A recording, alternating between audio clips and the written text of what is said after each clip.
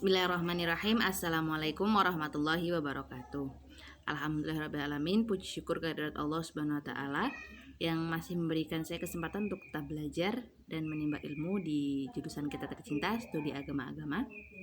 Dan dalam video kali ini yang dibuat sebagai ujian komprehensif bersama Bapak dosen kita tercinta, Bapak Saifuddin Zuhri. Pada video kali ini saya akan menjelaskan tentang mediasi dan apa-apa saja yang menjadi syarat ataupun hal-hal apa saja yang perlu dipenuhi untuk menjadi seorang mediator.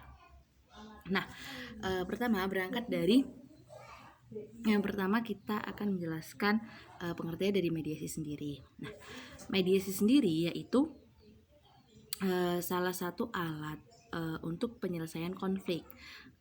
Sebenarnya ada beberapa alat atau jalan untuk penyelesaian konflik. Salah satunya yaitu ini mediasi sendiri, negosiasi, arbitrasi, dan yang dan juga ada jalur litigasi atau jalur peradilan. Ini menggunakan hukum formal atau menggunakan undang-undang seperti itu. Nah, mediasi sendiri masih jarang penggunaannya di Indonesia sendiri. Namun sebenarnya mediasi ini banyak sekali manfaatnya atau keuntungan dari penyelesaian perkara menggunakan mediasi ini. Nah, salah satu keuntungan dari mediasi yaitu 1. Efisiensi waktu, 2. Efisiensi biaya, 3. Hasil yang diperoleh dari penyelesaian sengketa menggunakan mediasi ini yaitu berupa win-win solution atau kesepakatan mufakat, yang dimana kesepakatan ini sesuai dengan apa sih yang dibutuhkan oleh kedua belah pihak yang bertikai ini. Nah, mediasi sendiri biasa digunakan untuk perkara-perkara seperti perkara keluarga, contoh perkara perceraian antara suami dan istri, perkara antara anak dan orang tua, kemudian perkara di masyarakat seperti contoh pertikaian antara dua warga atau lain sebagainya. Nah, mediasi ini merupakan proses penyelesaian konflik yang melibatkan pihak ketiga, yang di sini pihak ketiganya disebut sebagai seorang mediator. Nah, mediator ini ada 2 jenis. Yang pertama mediator formal, yang kedua mediator non formal. Yang pertama mediator formal yaitu mediator yang memiliki sertifikasi atau yang biasa praktik di peradilan ataupun lembaga bantuan hukum lainnya, yang mana untuk mendapatkan certified sebagai seorang mediator ini ada pelatihan-pelatihan khususnya dan juga ada program-program khususnya. Sedangkan yang kedua yaitu mediator non formal. Nah, jenis mediator yang kedua ini atau jenis mediator non formal ini biasanya yang di masyarakat seperti tokoh masyarakat, tokoh agama, kepala desa, kepala RT, yang biasanya menangani atau menengahi perkara-perkara yang ada di masyarakat seperti yang tadi yang saya contohkan di awal, yaitu contohnya pertikaian antar dua warga atau lain-lain sebagainya. Nah, syarat menjadi seorang mediator sendiri yaitu 1. Harus memiliki jiwa problem solving dan berintegrasi kepada win-win solution. Nah, jiwa problem solving ini sangat harus digunakan saat mediasi. Nah, saat mediasi ini ketika menangkap apa yang dikeluh kesahkan dari masing-masing pihak, ini sang mediator harus bisa menangkap apa sih sebenarnya yang dipermasalahkan dari pihak A dan apa sih yang sebenarnya dipermasalahkan dari pihak B. Nah, dari hal-hal yang telah diutarakan dari pihak A dan pihak B ini sang mediator harus bisa menggiring kedua belah pihak ini menuju kepada kesepakatan damai yang mufakat atau kesepakatan damai yang menguntungkan dua belah pihak ini. Nah, seorang mediator juga harus bisa menekankan atau menggiring kedua belah pihak ini kepada damai yang benar-benar berkesesuaian dengan dua belah pihak ini. Nah, yang kedua, mediator juga harus bersikap netral. Mediator memang bisa dan harus bisa menggiring kedua belah pihak ini kepada mufakat yang benar-benar bisa memuaskan kedua belah pihak ini. Nah, tapi dalam menggiringnya tersebut atau dalam menuntun kedua belah pihak kepada damai yang mufakat itu, seorang mediator harus memiliki kenetralan atau tidak memiliki sangkut paut akan hasil yang nantinya akan disepakati oleh kedua belah pihak. Nah, itu kenetralan. Tidak boleh pilih kasih juga antara pihak A ataupun pihak B, dan ya intinya netral di sini pihak mediator hanya benar-benar serta-merta sukarela untuk menyelesaikan konflik antara pihak A dan pihak B di sini. Nah, yang ketiga, mediator itu harus bersifat mediasi bersifat rahasia dengan mediator bersifat terbuka. Nah, jadi mediasi itu bersifat rahasia antara pihak A, pihak B, dan sang mediator. Mediator di sini harus bisa menjaga kerahasiaan antara pihak A dan pihak B ataupun merahasiakan tentang masalah tersebut. Nah, mediator harus benar-benar bisa meyakinkan kepada pihak A dan pihak B bahwa sang mediator ini benar-benar bisa menjaga rahasia tersebut, bisa menjaga apapun yang terjadi pada saat atau pada selama proses mediasi ini berlangsung. Nah, sifat dapat menjaga rahasia itu bisa juga digunakan ketika proses mediasi nanti, yaitu menjadikan keterbukaan atau keterpercayaan pihak yang bersengketa untuk benar-benar mengutarakan apa yang sebenarnya terjadi, masalah apa, pihak-pihak mana saja yang terkait dan sebagainya. Itu menjadikan lebih mudah lagi dalam mencapai mufakat damai yang bisa bisa mencapai win-win solution atau mufakat damai yang berkesesuaian dengan kedua belah pihak. Nah, dalam mediasi sendiri ada beberapa langkah. Nah, proses mediasi ini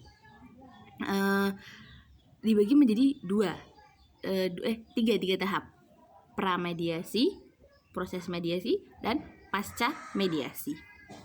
Nah, yang pertama, pramediasi di sini yaitu juga bisa disebut dengan proses introduksi. Pada saat pramediasi ini, sang mediator dan pihak-pihak yang berkait itu melakukan perjanjian terlebih dahulu, akan bertemu di mana, akan melakukan pada hari apa, jam berapa, tanggal, waktu, dan tempat itu jelas dan disepakati oleh ketiga pihak ini, pihak bersangkut A, pihak bersengketa B, dan mediator. Nah, ini disebut mediasi. Nah, pada saat masuk kepada mediasinya, pada masa mediasinya ini, ketiga pihak ini, pihak A, pihak B, dan mediator telah bertemu sesuai dengan yang telah ditentukan pada tahap pramediasi. Oh ya, pada masa pramediasi ini juga mediator harus sudah mempelajari terlebih dahulu kedua belah pihak ini tuh bersengketa apa. Itu sebagai analisis dasar sebelum masuk kepada proses mediasinya. Nah, pada proses mediasi sendiri ada beberapa langkah. Yang pertama yaitu introduksi, perkenalan antara pihak A dan pihak B dan juga mediator sendiri. Nah, di sini pada proses introduksi ini, di situ dibuat perjanjian atau kontrak selama proses mediasi ini berlangsung. Seperti contoh, masing-masing pihak akan dikenai waktu berapa lama untuk berbicara, masing-masing apa saja yang boleh dilakukan dan apa saja yang tidak boleh dilakukan selama proses mediasi, seperti itu. Itu salah satu contoh pembuatan kontrak sebelum melakukan prosesi mediasi. Ini disebut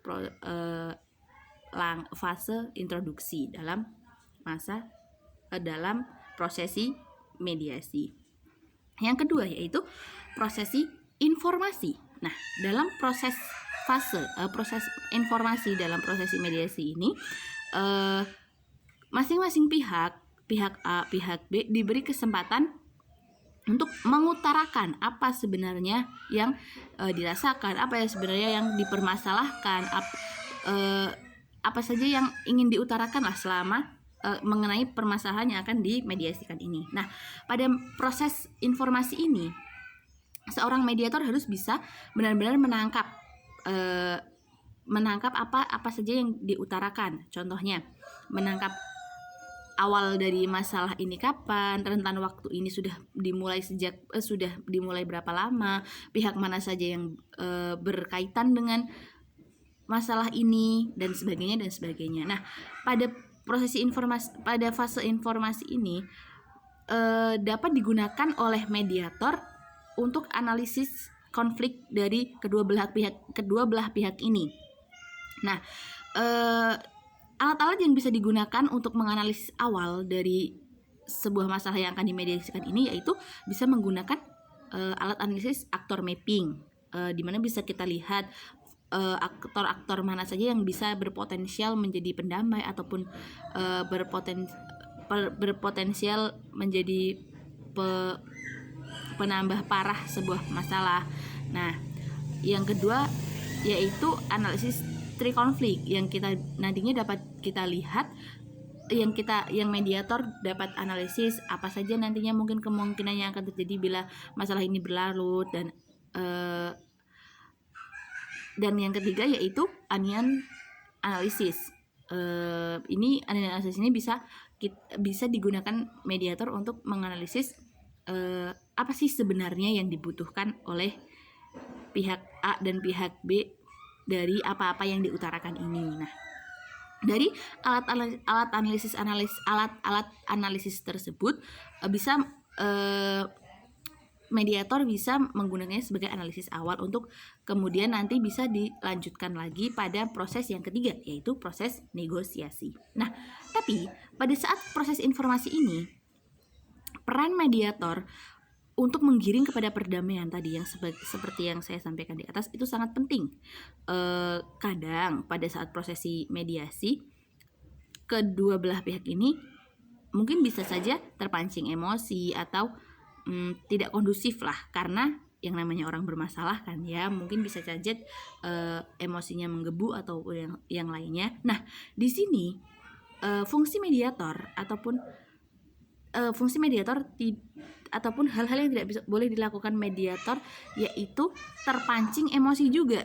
Nah, pada saat prosesi mediasi, sebisa mungkin mediator bisa menahan diri dan tidak terpancing suasana, agar mediator agar bisa lebih mengkondusifkan kedua belah pihak ini. Nah, itu yang susah dari seorang mediator. Nah, selain dari terbawa suasana yang tidak kondusif, mediator juga selama proses informasi ini tidak boleh sedikit pun kehilangan ataupun lengah akan segala bentuk ekspresi yang dilakukan oleh pihak yang bertikai ini. Jadi sang mediator harus benar-benar dapat melihat gerak-gerik tubuh, bahasa mata, dan lain sebagainya. Itu bisa jadi digunakan sebagai alat analisis juga dalam penyelesaian konflik nantinya.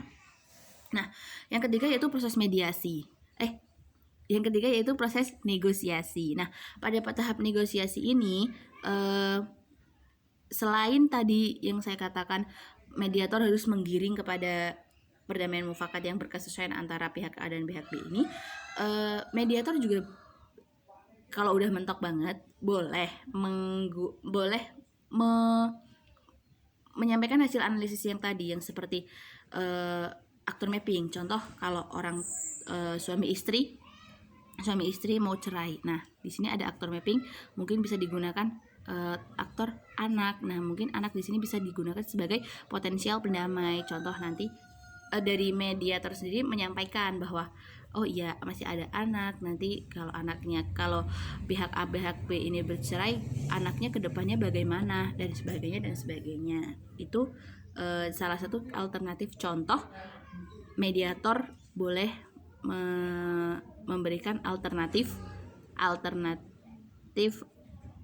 solution.